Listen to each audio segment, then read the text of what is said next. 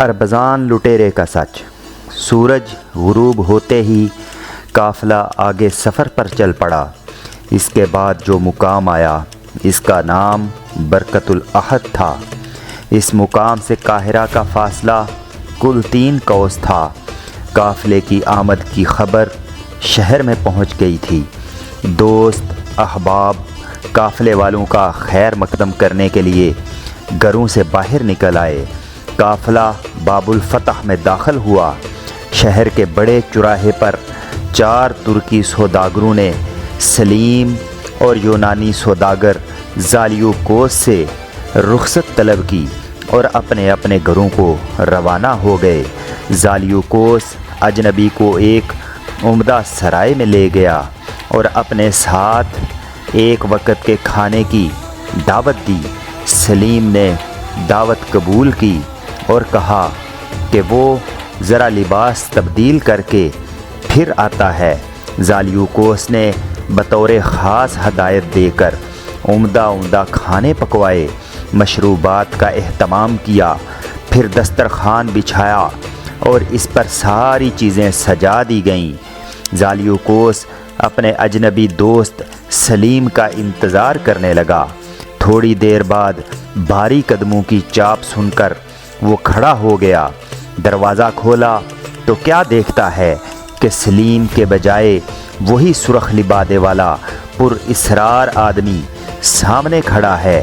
آنکھیں نقاب میں چھپی ہوئی تھیں مگر عین مین وہی ڈھیل ڈھول اور وہی جانا پہچانا لبادہ اس کے بدن پر ہے۔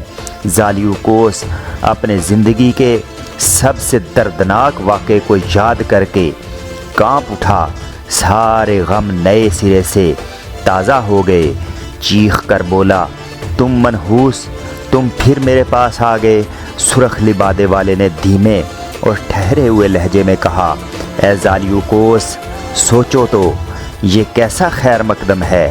یہ کہتے کہتے اس نے اپنے چہرے سے نقاب اٹھائی اور زالیوکوس کے حلق سے دبی دبی آواز نکلی، تو یہ تم ہو؟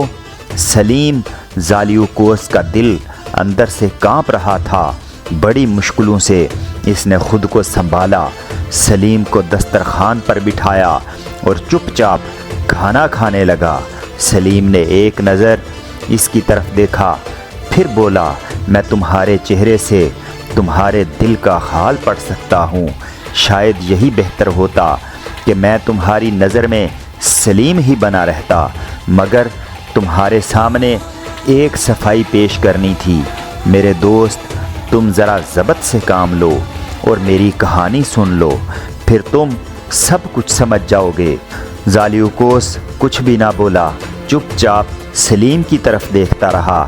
سلیم نے اپنی کہانی خود شروع کی۔ میرے والدین عیسائی تھے اور اسکندریہ میرا وطن تھا۔ مجھ ناچیز کے پدر بزرگوار اسکندریہ کے کونسل تھے۔ جب میں 10 برس کی عمر کو پہنچا تو میری تعلیم و تربیت کی ذمہ داری میرے ایک ماموں نے لے لی جو فرانس میں رہتے تھے۔ فرانس میں جس سال انقلاب آیا اس کے چند برس بعد میں اپنے ماموں کے ساتھ وہاں سے بھاگ کھڑا ہوا کہ وہاں ان کی جان کو خطرہ تھا۔ ہم نے یہ طے کیا کہ ہم اسکندریہ جائیں گے اور وہاں سکون کی زندگی گزاریں گے۔ آخر کار ہم اسکندریہ پہنچ گئے، مگر یہاں بھی بدبختی ہمارا تعاقب کرتی رہی تھی۔ اسکندریہ آنے پر ہمیں معلوم ہوا کہ میرا بھائی جو ایک لائق اور ہونہار نوجوان تھا، اس نے کچھ ہی دنوں پہلے فلورنس کے ایک رئیس کی بیٹی سے شادی رچائی تھی۔ ہمارے اسکندریہ پہنچنے سے 2 روز پہلے اچانک اس کی دلہن غائب ہو گئی۔ ہمارے گھر والوں نے شہر بھر میں منادی کروائی، چاروں طرف اپنے آدمی بھیجے، لیکن کہیں بھی اس لڑکی کا سراغ نہ ملا۔ انہوں نے اپنے دل کو یہ کہہ کر سمجھانے کی کوشش کی، شاید ڈاکوؤں نے زیورات کے لالچ میں اس کی جان لے لی اور مار کر لاش کہیں چھپا دی ہو، مگر ایسا بھی ہوا ہوتا تو شاید بہتر ہوتا۔ انہیں یہ معلوم ہوا کہ اس عزیزہ کو ایک اور نوجوان سے محبت تھی، اس کے ساتھ وہ کہیں فرار ہو گئی۔ کسی نے بتایا کہ میرے بھائی کی بیوی اور وہ نوجوان اطالیہ کی سمت گئے ہیں، سو میرا بھائی اور میرے والد دونوں اطالیہ پہنچے۔ انہوں نے جی توڑ کوشش اس بات کی کہ ان نابکاروں کو اپنے کیے کی سزا ملے، مگر ناکام رہے۔ اے میرے عزیز، ابھی ان کی ذلت اور خرابی کے سلسلے کو اور آگے جانا تھا۔ اس مغرور لڑکی کے باپ سے جب میرے والد بزرگوار اور بھائی کی ملاقات ہوئی تو اس نے وعدہ کیا کہ اپنی بیٹی کو اس کے کیے کی سزا دے گا، لیکن یہ سب دکھاوے کی باتیں تھیں۔ اس نے خدا جانے کیوں میرے بھائی کے خلاف بہت کچھ سوچ رکھا تھا اور یہ طے کیے بیٹھا تھا کہ ہمیں تباہ کر دے گا۔ اس کمینے کی رسائی حکومت کے اعلیٰ عہدیداروں تک تھی۔ ان سے ساز باز کر کے اس نے میرے والد بزرگوار اور میرے بھائی کو مشکوک کردار کا آدمی ٹھہرایا اور جھوٹی موٹی شکایتیں ان کے خلاف درج کرا دیں۔ دونوں غریب گرفتار کر لیے گئے، انہیں فرانس بھیج دیا گیا۔ میری دکھیا ماں نے اس صدمے کی تاب نہ لا سکی اور اپنے حواس کھو بیٹھی۔ اس واقعے کے 10 ماہ بعد ہی اس کا انتقال ہو گیا۔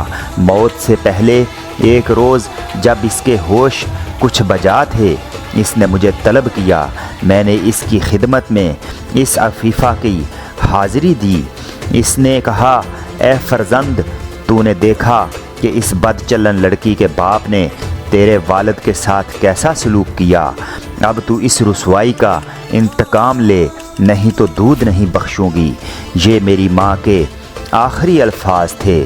میں نے جی میں ٹھانی کہ جب تک اپنے پدر کے دشمن کو کیفر کردار تک نہ پہنچاؤں گا، زندگی کی کسی آسائش کو ہاتھ نہ لگاؤں گا۔ میں نے اپنی ماں کے سامنے یہ عہد دہرایا، پھر اس نے آنکھیں موند لیں۔ جب سے غصے اور نفرت کی آگ میرے سینے میں بھڑک رہی تھی، میں نے سوچا کہ یا تو خود اس آگ میں جل جاؤں گا یا اپنے والد کے دشمن کو جلا کر خاک کر دوں گا۔